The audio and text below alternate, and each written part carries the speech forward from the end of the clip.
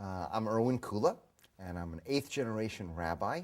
I head an organization called Klal, the National Jewish Center for Learning and Leadership, which is a think tank that works on the reimagining of religion in America. I have been friends with Craig for a while, and Craig told me about this rock opera that he was doing, Stargazer, and came over to his house and listened to it. And literally, my first remark was, "Oh my God, do you understand what you've done here?" Now that's part of a larger conversation and joke between me and Craig, because part of what I do in my life is recognize how the people who are most secular tend to be the most spiritual, and the people who are often the most religious tend to be the craziest. What do you mean? Sorry, 1 second. I just want to get a better eye Okay. line to him here. Can we slide you just 1 inch just so you kind of Which way? right there? Oh, because he's looking too He far just away. just Oh, You want to okay. do No, that no, whole that's thing fine. again? If you want to, I mean, it was fine. I just wanted to make it a little bit better. I think we can leave it alone. Yeah. No? Yeah. Okay. Well, first of all, I just want to go back and Yeah, say something. whatever. I'm an 8th-generation rabbi. My 8 generations back, we can locate that there have been rabbis. My father's not a rabbi. My father's actually a cantor, but my uncle's a rabbi. So there is a rabbi in every generation, 7 generations back, and I'm the 8th generation. When he talked to me about you, he also described you as the rock and roll rabbi. Why? The rock and roll rabbi. Oh, what a nice compliment. I think basically because if you think about rock and roll destabilized society in many ways. At least its hope was to destabilize society and disrupt society so that it can be reconfigured, and so that we can have a kind of new conversation about what it meant to be a human being, what it meant to live in this world. And I've always thought that that was what religion was supposed to do in a really healthy and exciting and dramatic way. It was supposed to disrupt the status quo, because the status quo is really a form of death. And religion, I know it doesn't sound this way right now because religion seems to be in many ways causing a lot of death. I always imagined religion was one of the great life-affirming forces. And so what it did is it disrupts the status quo. It disrupts the normal ways in which you tell your story, because there's always more truth to be discovered. There's always more wisdom to be revealed. There's always more compassion to be able to locate. In addition to destabilizing or disrupting, I would imagine that you would also say question. Yeah, well, question is probably a nicer language than disruptive. And at least in the Jewish tradition, I grew up being rewarded. I mean, literally in school and at home. And I mean literally rewarded. Sometimes with a $1 bill, or sometimes with a star, or sometimes with a better grade in school. I was rewarded for good questions. And the answers were they were important in school when you took a test, but the greatest accolades you got from the Rebbe, or the greatest accolades you got from the rabbi teacher, was when you asked a good question. There was even a word for that. It was, wow, right? That was a real kashya. It was the kind of question that the teacher would have to say, that's great. I need to think about that. I'm going to get back to you tomorrow. And then you got an A in that class. And I grew up believing that what Judaism, and therefore religion, because that's what I knew as religion growing up, was about asking questions that constantly got us to know more about the world, more about ourselves, and more about each other. What appealed to you about, let me rephrase that. How did Craig tell you about Stargazer? How did you first find out about it? I think just in our conversations, he told me about this thing that he was working on. And we were always, our conversation, this is a funny thing, because our conversations, we can talk for an hour and a half, 2 hours, and it feels like 1 minute, and they're always about, Craig's a Renaissance guy. Let's be honest. He's a Renaissance guy, and he knows at least a little about a lot of things, and then a lot about quite a few things. And so we always used to have these conversations about life, philosophy, religion, science, and he was doing this, so it was a natural thing to talk about, that he had been reading all this for years, and he had developed this rock opera, and I said, what? Because that was a part of him I didn't know. A rock opera? Yeah, And one day I came over to the house. I remember I came over to the apartment, and we were sitting right there. He put it on, and I'm listening to this. And I'm saying, oh, my God. And I literally, when an eighth-generation rabbi says, oh, my God, that's serious. I said, oh, my God, this is one of the most important spiritual experiences I've had in recent times. Because what you're doing is you're completely offering a new way to think about the relationship between religion and science, and even bigger than that. It's a deep questioning of a myth that has had tremendous negative consequences. Before we go into that, I want to just ask you a little bit about your musical taste. Did you two ever talk about music together? Well, I like rock and roll. Did you I'm ever sorry. hear him play guitar? Did you ever talk about mutual likes or dislikes? Yeah, we talked about musical likes. I mean, I like rock and roll, and so, you know, and living in that building, by definition, when you walk into that building as, you know, a rock and roll person who likes rock and roll, you can't help but think about the history of the building itself, and so yeah, I knew, and I had seen his guitar collection in the room, you know, and so that stuff I had seen, but I never heard him play, and I never heard, you know, the composition. So what was your thinking and what was your feeling, aside from the spiritual, political implications of the story, just in terms of the music, what did you think? Well, first of all, it was fun. I mean, and that's part of what rock and roll is too. I mean, it seems to me that part of being able to question in general is if you question harsh, people can't hear.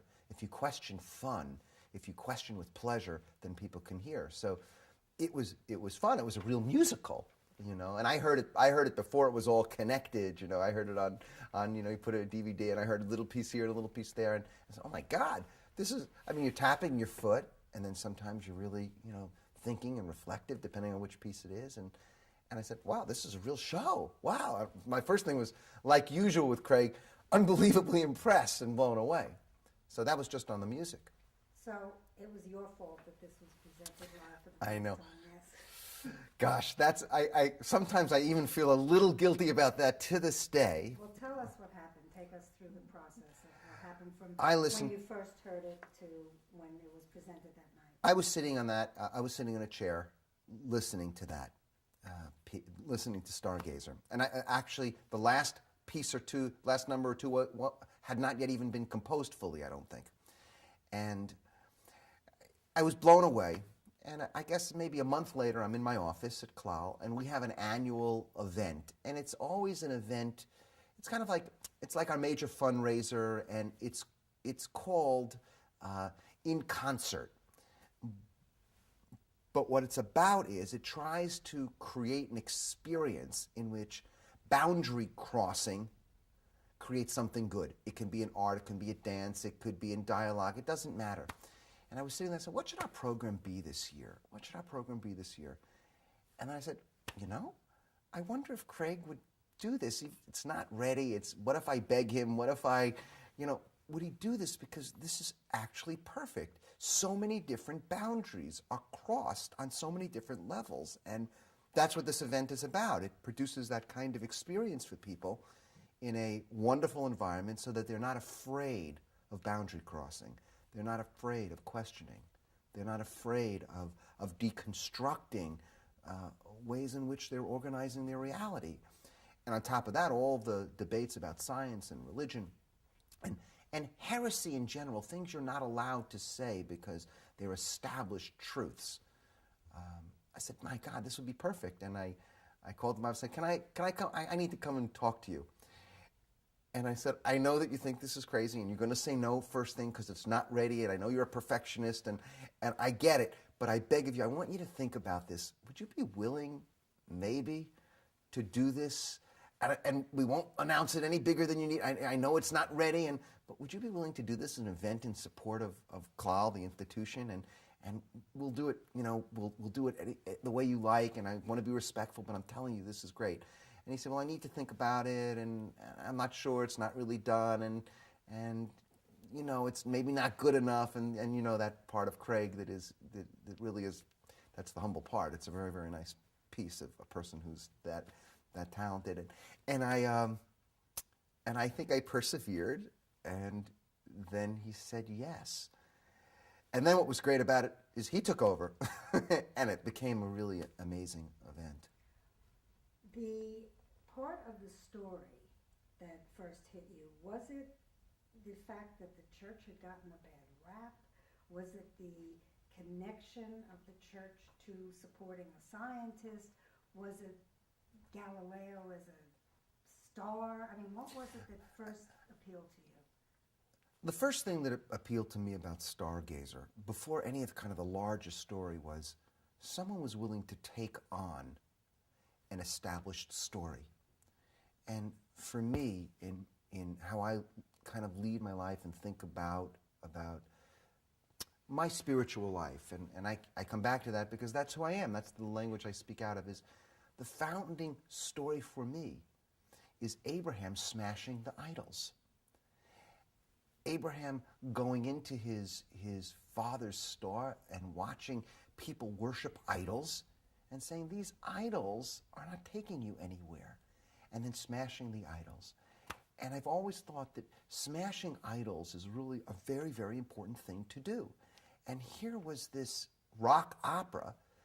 Just putting rock together with science and religion itself is already something else. But here was this taking down of a conventional story, deconstructing it, opening it up. And for me, that is already thrilling, because the most dangerous thing is for anybody to think they have the whole truth and nothing but the truth. That's very, very dangerous. So that was the first piece. Wow, that's a whole new way to tell a story. Do you not feel that science often has the whole truth because it's based on fact? I think the greatest scientists, and whether that's Einstein, across the board, if you read them, especially the 20th century scientists, the great ones, all know that at the heart of science is mystery. And you're not a scientist unless you know that there's more and more that you don't know. So the thrust and the yearning, the scientific drive, is based on not knowing. And actually that, for me, is in common with religion. The deepest religious truths, the mystics, not the low-level people who teach religion as if this is dogma, but the Moseses and the Buddhas and the Jesuses, what they knew is that at the core, you can't know the whole truth. That's what it means to be a human being. And what's most noble about us is that we yearn for it, we strive for it, we continue to try to think we get it, and as we get it, it's elusive. Now that's the best of science, and that's the best of religion. And both, because they're very, very, very powerful ways of knowing and understanding the world, both of them have an Achilles heel. And the Achilles heel is, at any individual moment, they each can think they have the whole truth about reality. Did it appeal to you also, in terms of the way Craig told the story through the songs, that the church, I mean, who knows if kids who listen to rock and roll now even knew how much the church literally funded and supported the scientists as well as the artists? Well, as a person who knows Jewish history and religious history in general, you know, I know that in my own tradition, Maimonides was both the greatest theologian and spiritual character of the Middle Ages and the greatest Jewish scientist. He was at the Sultan's quarters. He was one of the great doctors over a 250-year period, you know, and so it didn't, that I knew. I think that what struck me regarding the way Stargazer was told is, you know, as much as I knew it, I never used that to question the fundamental myth regarding progress in science. The fundamental myth of progress in science is that science is science is the total explanation of reality, and it's just a matter of time, and it'll progress to get there. And that religion is primitive and narrow and anti-science and anti-knowledge. And that is one of the founding myths of enlightenment and the myths of the age of reason and the myth that still, to a great extent, we inculcate our kids in. Now, it turns out that like any myth, it's a partial truth. and it crowds out other truths. And when you crowd out other truths, the other truths come back with a vehemence